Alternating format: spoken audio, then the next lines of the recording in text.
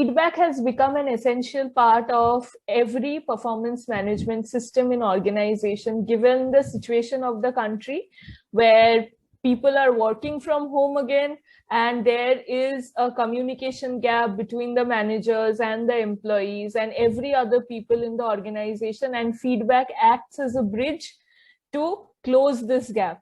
So today on our Top Talk series, we have Mr. Vivek Anand to talk about the best practices of feedback in different organizations. So Vivek is a seasoned performance coach and works with individuals and small businesses and help them adapt the right HR practices.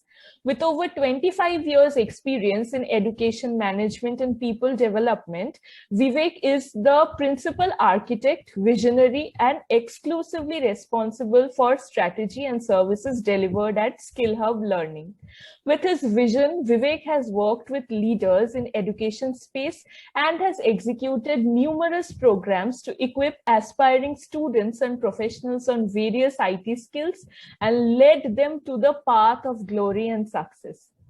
Recognized as a leader in the field, Vivek is a mentor with Middle Earth HR training company, helping candidates, employees, and employers in effectively learning to implement different concepts. Vivek is also associated as a HR mentor with Gilda 360, a comprehensive 360-degree training platform for organizations. The platform intends to make global mentorship, investor, corporate and government support accessible to organizations worldwide. So a very warm welcome, Vivek, to our Top Talk series. Thank you, Deepmanata. It's a pleasure to be with you here on this platform. Thank you so much. Thank you for joining us, taking out time from your busy schedule and doing this interview with me. So the first thing, Vivek, that I would like to, understand is that, as I mentioned, that feedback has become an essential, part of the performance management, especially during times like this, where there is a lot of chances of communication gap between the managers and the employees. So do you think it is important to formalize a feedback process in an organization? See, feedback is very critical to the success of any organization. If it needs to be structured and delivered well, and if it is done so, it can result in a continuous improvement and development of the organization. Though for me, I believe in, it's much more than a process. Feedback, giving feedback, sharing feedback has to be a culture of the organization. Yes, it flows from the top, from the leadership, but then it's more than the process, because processes are misused, processes are misunderstood. So it needs to be a culture in the organization where, it promotes better teamwork. It promotes, it promotes an environment where everyone is focused on one single unified goal, supporting each other. But yes, in order to set that kind of a culture, you need formal processes, formal feedback system that can initiate things. And yes, certainly it is a need of the hour. And if you see some of the good organizations, the better organizations who are doing good, have very structured and formal process of feedback. As an individual, what I'm doing, it's not about right or wrong. It's all about whether I'm taking that step towards the organization goal or not. And if it is not, then please help me improve how I can move towards it. So feedback anyways has a very negative connotation. People see it negatively. It needs to be seen very objectively, and that is, and the success of this whole process depends on how we structure it. So yes, and I mean, there has to be a formal process where, not just once a year kind of a thing. It should be more of a culture where, we kind of help and support everyone in improving and working better. Right. So, I mean, and we have seen, in a couple of organizations where we have implemented, one of a small business, a medium business, They have been into IT industry for last 10 years, and especially post lockdown last year, they had seen a drastic fall, not just in business, but in terms of team sizes. People started leaving, attrition. When we went there and spoke to all those people and understood, one prime reason that we found was there was a gap. They felt what they are doing is good. They felt what they are doing is best, and there was no one to tell them, you know, you could have done it like this. There was no formal processes. There were no structure. The only way they could come to know whether they were right or wrong was the year-end appraisal and the results that they get. So yes, now lately, and I may sound negative, but thanks to COVID, those changes are now coming in, and companies have started, organizations have started realizing the importance of it. Absolutely. Because That's what we are observing. yeah, because as you mentioned, given this circumstance, there is a clear, there are chances of miscommunications as well. It increases so much because managers and even like between the colleagues as well. When we talk about feedback, we also talk about the feedback that we get from our peers, right? So, Correct. yeah, Feedback is not just from the seniors. right, It's a normal feedback, right. and that is, that is something that keeps you improving and doing better each day. Right. Absolutely. I totally agree with you. So the next thing, Vivek, that I would like to ask you, what, in your opinion, like you have worked with so many organizations and, you have interacted with so many leaders and you yourself having so much of experience. In your opinion, what are the things that are like the key essentials that must be present in a feedback system of an organization? Like these are the things without which the feedback process is completely, like it doesn't have any value in the organization. Feedback is a contribution. When you give feedback to someone, you are contributing to their work, and your contribution has to be very specific. It needs to be very precise. You cannot have a feedback which is not very specific, which is vague. A feedback must have a goal. What is the purpose for which the feedback? It's not that I'm in authority, I'm in a position and I can judge you. Right.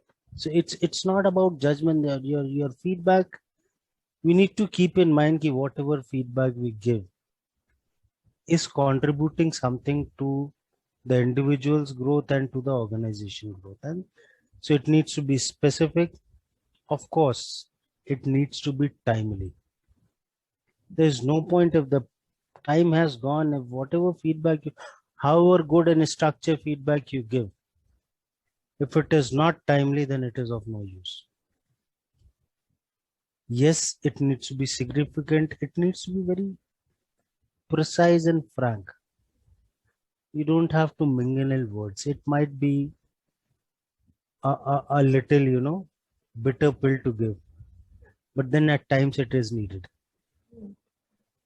But yes, the most critical part, what is the intent with which the feedback? Most of the feedbacks, when they are not seen, they are seen negatively. Because the intent is like, I want to show you that you are wrong. It's not about a person. It's about a purpose, what we are doing, how we can improve it further. So, feedback itself is a little negative term, the way it has been. So, we use it more as a review thing, Let's see how we can. So I have seen in one of my past previous organization and in current organizations, wherever I deal with them, I don't call it as a feedback or review. It's more of a continuous improvement. So each day we see how we can improve our thing and better ourselves from yesterday. And we give inputs. So feedback gives you a feeling that you are superior and the other person is little inferior and you are guiding them. So it's more of an input that we provide to help you improve, the organization improve, obviously I'll also improve. So that's how it goes. So intent of a feedback is very important. It needs to be very constructive. It needs to be goal oriented. The purpose is not about finding fault in you. The purpose is to identify what can fail the whole process and then improve it timely. I hope that answers you. Yes, I totally agree with whatever you said, feedback, how good you are at giving feedback, but even if you are not giving it at the right time, then the purpose of that feedback gets completely lost in the process. Correct. So, yes. It needs to be understood well by the person receiving it. Mhm. So you have to comfort him and then, so that, everyone takes it positively. Yes. And, we as human beings are quite closed off when it comes to feedback, as you said, because feedback has a very negative reputation around True. it. So it is also very important that how we frame our feedbacks. So my next, question would be, just give us some tips, for our listeners, how to frame a feedback correctly. How should a person give a feedback so that it is, becomes more acceptable to the receiver? What are the essentials?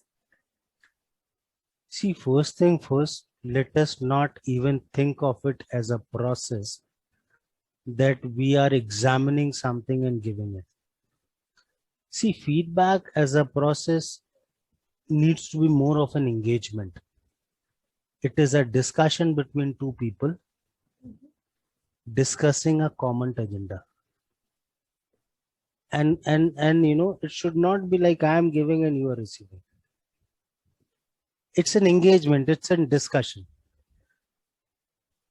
And like every other discussion it starts, you need to take the person into confidence. Otherwise, half the feedbacks, I remember one of my performance appraisal, and my manager told me this. Vivek, you are often very closed. Okay. You don't open up. And it was an annual appraisal. And honestly, I didn't understand much at that point in time. And I felt he's a senior. He has to give some inputs and he's giving me. Matter over, I just came out and forgot it. After a couple of years now, when I look back and when I think, now I actually know what he meant, how I could have improved it. So probably in those whole discussion, the engagement was missing. He was guessing, giving, I was receiving. So unless it is a two-way thing, a feedback can be very futile, can be very negative, can be very dangerous. So I've had and whatever to whoever I meet, I just give them advice. Don't even call it a feedback. The moment you give feedback, it's like going to a doctor. We are never happy going to a doctor, no? You're always scared, oh, something negative will come out, some medicine, some hospitalization, some taxes. And Right. same is what we foresee when we come to know that there is a feedback. There's a review. You're already in a negative zone. So if this is handled well, whatever discussion happens, it is more productive and it's more constructive. Right. So you are also a recipient and you're open to understand. Absolutely. You are So, not there with a closed mindset. yeah. Yeah. So, the thing which you said, Vivek, that, often feedback, when the person who is giving the feedback, feels kind of superior, that see, I am giving the feedback. There is a superiority complex that takes place. But on the other hand, when we see that an employee is asked to give feedback to some of their seniors or their manager, like the other way around, then there is a lot of, fear attached to it.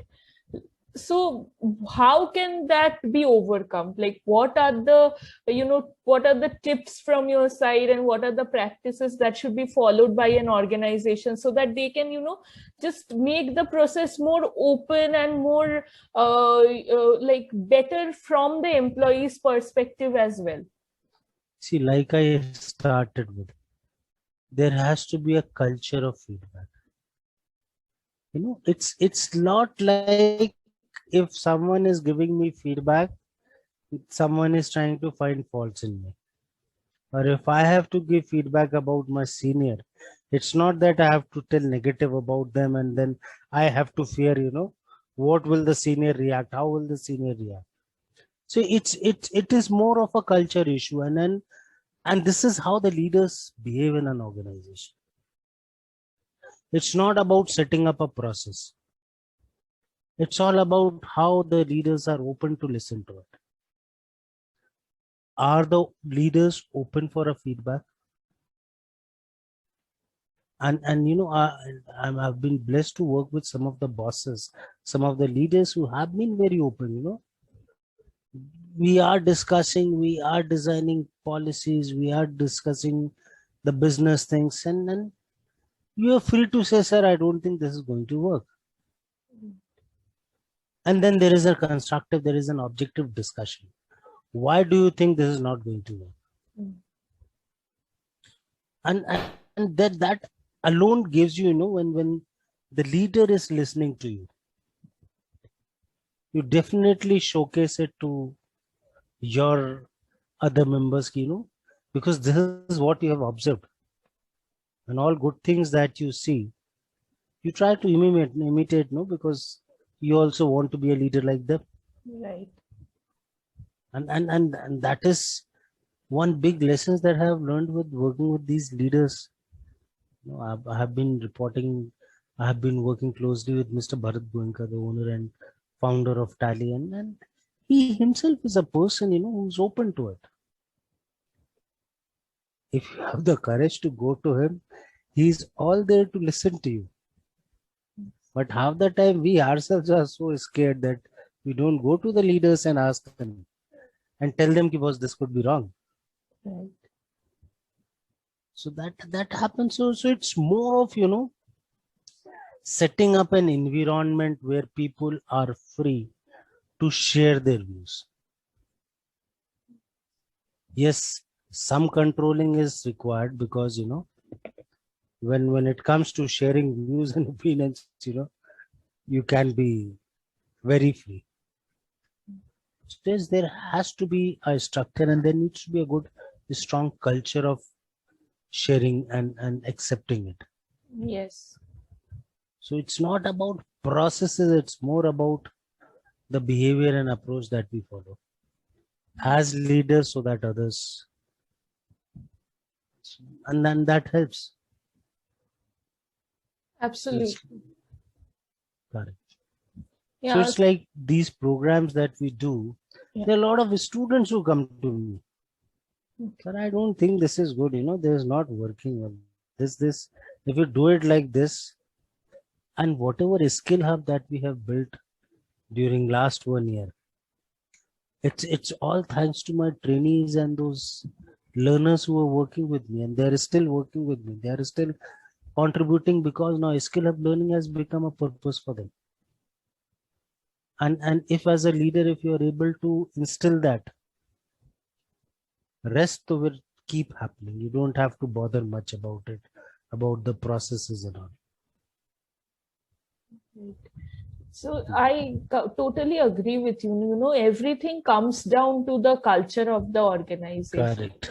Yeah, so how they like inbuilt, the employees inbuilt have a fear of giving feedback, but how the leader encourages them to come to them and give their feedback is very important. So it should be, yeah. So in that case, as you mentioned correctly, that the leaders must be open and should convey it openly that, see, I am also available for the feedback which you will give me, and will work on it as you are working on the feedback which I am giving you.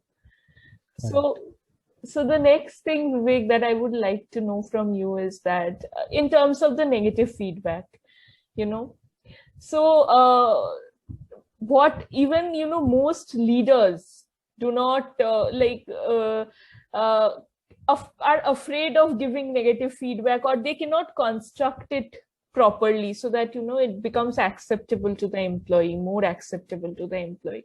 Do you think organizations must invest in more trainings so that these this barriers in feedback giving, especially negative feedback giving, can be overcome?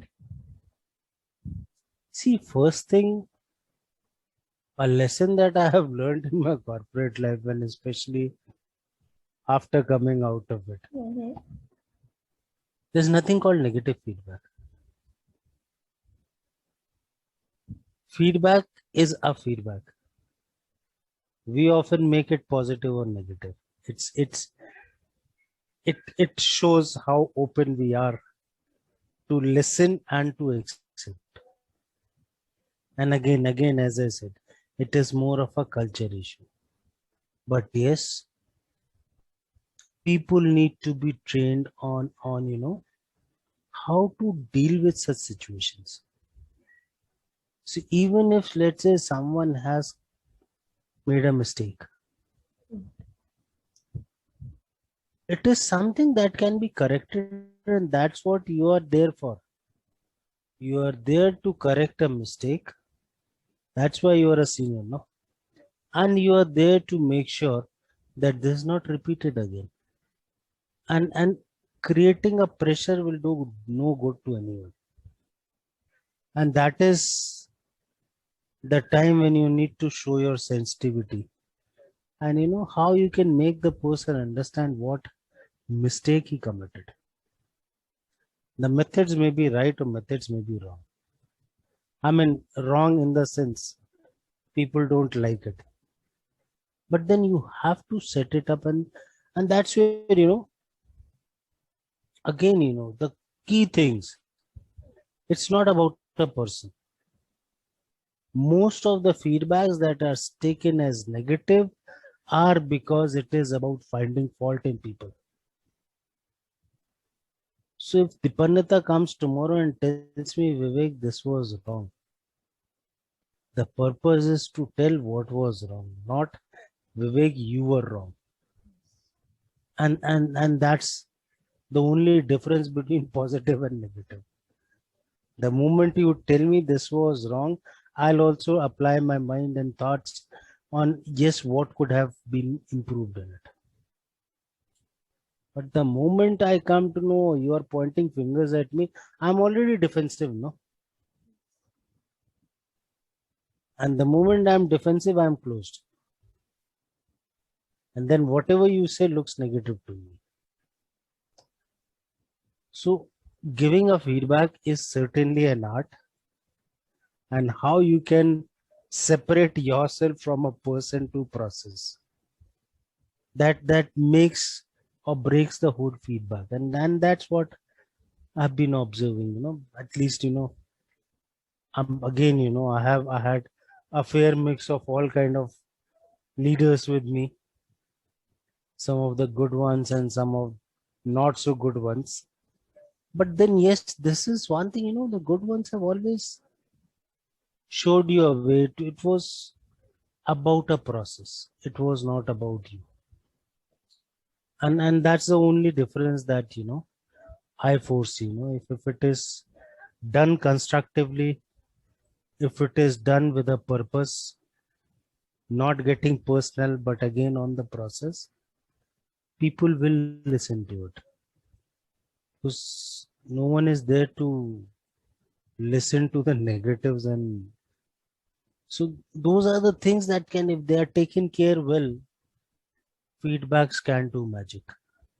And a lot of my organization, a lot of my client organizations are shifting from those annual performance appraisals to a more frequent, though we don't call it an appraisal, we call it more of a review system, or more of know where you are.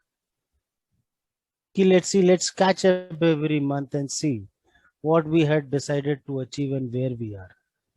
And the purpose is to find out if there are any gaps. The purpose is to not find faults in you. Purpose is to find out if there are gaps and how can you catch up. And that itself is showing a positive impact there. So the point, Vivek, that you brought up, delinking the process and the person when giving the feedback. I think it is every leader and everyone listening to this should keep this in mind, because making feedback personal is when the person receiving it gets closed off even more. Correct. It makes person defensive.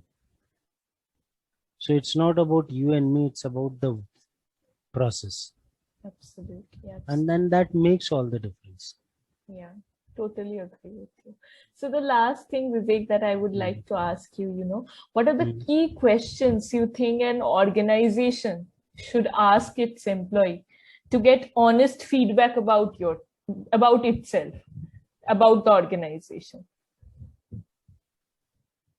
Why do you qualify a feedback with honest? You need to first trust your people that the whatever feedback comes to you would be Maybe honest. more effective or constructive feedback. See, I'll tell you what. Again, we need to develop a culture of feedback. All these small businesses with whom we work on the strategic consulting, our assignment begins with feedback with their employees. After initial discussion with the owner, we just disconnect with them. Our first thing is we go and talk to those people and understand them, and the process is where we are not trying to find out what they are doing. We just try to find out how much they know about the organization. And believe me, we get a lot of alarming things. Majority of these people are not aware of organization goals, especially in the small businesses. They are not aware of what is the vision and mission. They are just doing their work.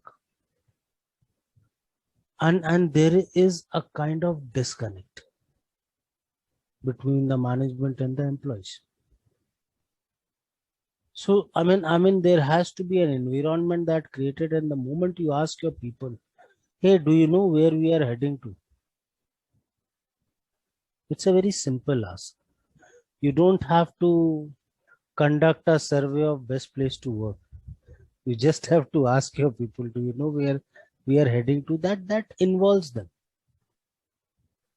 And that's where the real feedback starts coming in. Not everything might be relevant. But yes, I mean the basic things that I have seen and that we have experienced with this SME ecosystem and the startups is,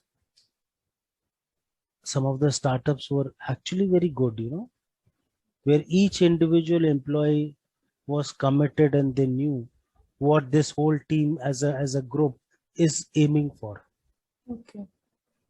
And that brings that makes every other pieces fall into place.